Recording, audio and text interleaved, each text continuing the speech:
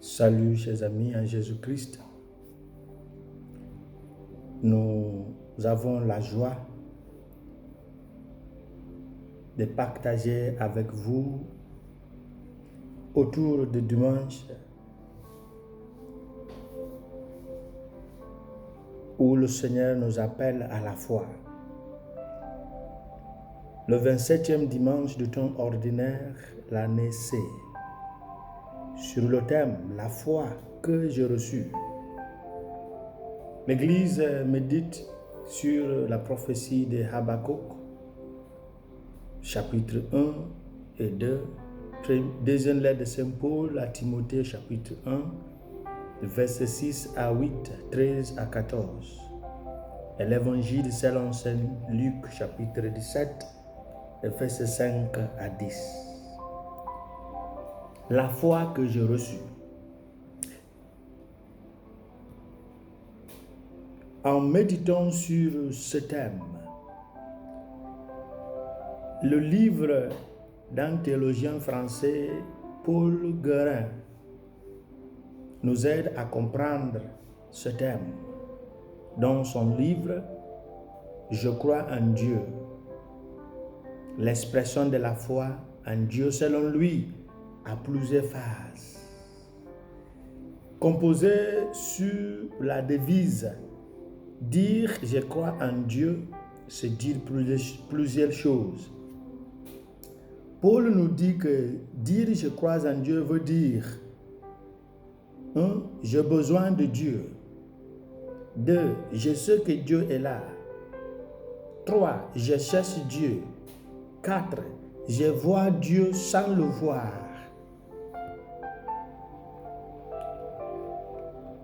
Grâce à cette réflexion, il tire une conclusion qui nous dit que la foi en Dieu est une certitude d'ordre intellectuel. Je sais que la matière est composée de tels et de tels éléments. Une certitude d'ordre intellectuel. Et puis nous sommes amenés à considérer la foi comme une certitude d'ordre personnel ou intuitif. Je sais l'amour qu'un tel a pour moi. C'est de là que nous partons de la certitude de la foi acquise par notre effort. Je réfléchis, je cherchais, et que nous arrivons ainsi à une certitude de foi reçue et donnée. Dieu est là, je le sais, je ne peux pas le nier. Ce dernier point souligne que Dieu est ici. Je ne peux pas le nier parce que cette foi a des chemins. Si je sais que Dieu est là, c'est une certitude et je ne peux pas le nier. Cela nous aide à comprendre le point et la position du prophète Habakkuk lorsqu'il disait « Même si le figuier ne fleurit pas et qu'il n'y ait pas de fruits sur les vignes, même si l'olivier ne donne pas de fruits et que le champ ne produise pas de nourriture, même si le troupeau est coupé de berkers,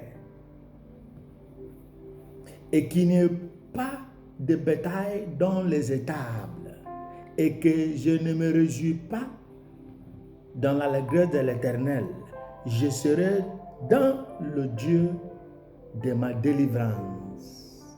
L'Éternel Dieu est ma force, et il a fait de mes pieds des pieds de biche, et il m'a fait marcher sur mes hauts lieux. Au chapitre 2 de la prophétie d'Habakkuk, versets 17 et 19. Lorsque je crois en Dieu de Vienne, je cherche Dieu, je sais que Dieu est là. J'ai besoin de Dieu, je le vois sans le voir. Nous arrivons à faire cette profession de foi, cette insistance, cette démonstration que le prophète vient de faire. Cela nous aide à comprendre ce que l'auteur de la lettre aux Hébreux nous dit au chapitre 13, verset 8. Jésus est le même aujourd'hui, hier et pour toujours. C'est pourquoi Paul dit à Timothée de mettre en valeur la foi qu'il a reçue grâce à l'imposition des mains.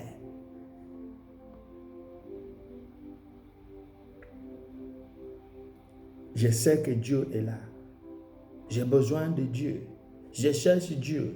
Je crois en Dieu. Je vois Dieu sans le voir. Cette foi, ce qui est basé sur une personne, la personne de Jésus-Christ, et ce qui a poussé les disciples à demander au Christ, Seigneur, augmente notre foi. Et la réponse de Jésus que Jésus a donnée nous aide à comprendre ce que la foi exige. Il dit, si vous avez la foi comme un grain de moutarde, vous pourrez dire à ceci comment, soit enraciné ou déraciné et planté dans la mer, et il vous obéira.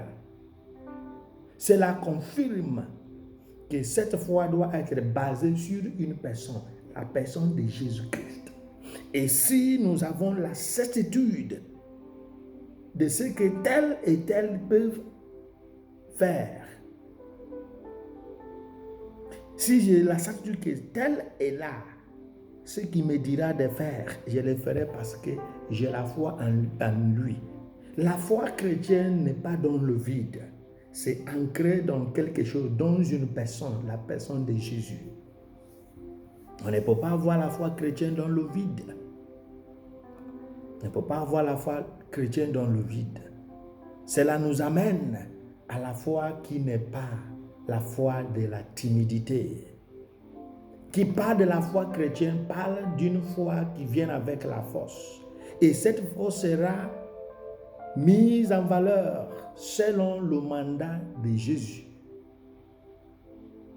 L'époque de la foi, c'est l'époque d'une prière radicale, de la disponibilité à mieux connaître Dieu et à œuvrer selon son style de vie. Même si nous sentons la faiblesse humaine, nous continuons à bosser jusqu'à ce que nous y arrivons. C'est une époque de positionnement. C'est une époque d'arrêter de penser que nous sommes le Moïse de notre époque.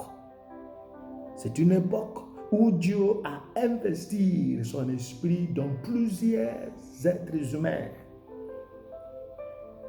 C'est une époque où Dieu ne peut pas être embouteillé. Dieu ne peut pas être mis dans une bouteille où c'est toi qui manipules la puissance de l'Éternel. Il a besoin de Dieu. Et s'il sait que Dieu est là, s'il cherche Dieu, s'il a besoin de lui, s'il voit Dieu sans le voir, pourquoi pas lui donner sa manifestation? Vous voyez? Raison pour laquelle vous pouvez occuper la place de Moïse. Vous pouvez vous asseoir sur la chaise de Moïse. Mais l'influence de la chaise n'est pas sur toi, parce que l'autre qui n'est pas sur cette chaise, mais qui a besoin de Dieu par la foi et qui cherche Dieu et qui sait que Dieu est là et qui voit Dieu sans le voir, a reçu le déclenchement qui vient de cette certitude, parce qu'il sait, il croit en celui qu'il a vu sans le voir. Et c'est pourquoi notre époque, c'est l'époque d'intercession. C'est l'époque de la vérité. C'est l'époque où Dieu devient Dieu universel, le sauveur de tout. C'est l'époque où aucune famille n'a le monopole de Dieu. Aucune famille ne dira que je serai la seule famille qui aura des prêtres, des religieux, les pasteurs. Non, non, non. L'Esprit de Dieu agit selon sa volonté là où il veut. Et Jean nous dit que c'est lui qui est influencé par l'Esprit de Dieu. Personne ne sait d'où il vient et où il part. La foi que j'ai reçue, cela nous aide à comprendre que cette foi a quelque chose avec la force, l'amour et la maîtrise de soi. La fusion de la force, de l'amour et de la maîtrise de soi, des fois, n'est pas une erreur et n'est pas par hasard. ou une décoration. Je crois que quiconque est dans le couloir de pouvoir sans amour cultive dans le champ, dans la cour du principe de Machiavel, où il y a l'autorité qui est le pouvoir. Et cela produit une société où la devise est la survie des plus forts, comme dans la théorie de Charles Darwin. Et c'est pourquoi l'amour placé entre la force et la maîtrise de soi me parle davantage. Cela nous dit que celui qui aime mais qui manque de la maîtrise de soi sera soit un faible, soit un frivole. Et cela amène à l'autodestruction. Tu as l'amour, mais tu n'as pas la force pour contrôler cet amour. Tu n'as pas la maîtrise de soi. Tu commences à distribuer l'amour. Et au contraire, ou bien dans un autre sens, les gens pourront te considérer comme un faible. Il aime trop. On se profite de lui. On profite de lui. Il ne peut rien faire. Et c'est tout, si tu détiens la force sans l'amour et la maîtrise de soi, tu deviens méchant. Et la maîtrise de soi devient le chef de tout. Parce que l'amour est là, la force est là, la maîtrise m'aide à mieux gérer l'amour, à mieux gérer la force. C'est pourquoi, selon le rythme de l'évangile, l'évangile que nous avons reçu, c'est une force capable de nous faire comprendre qui est Dieu.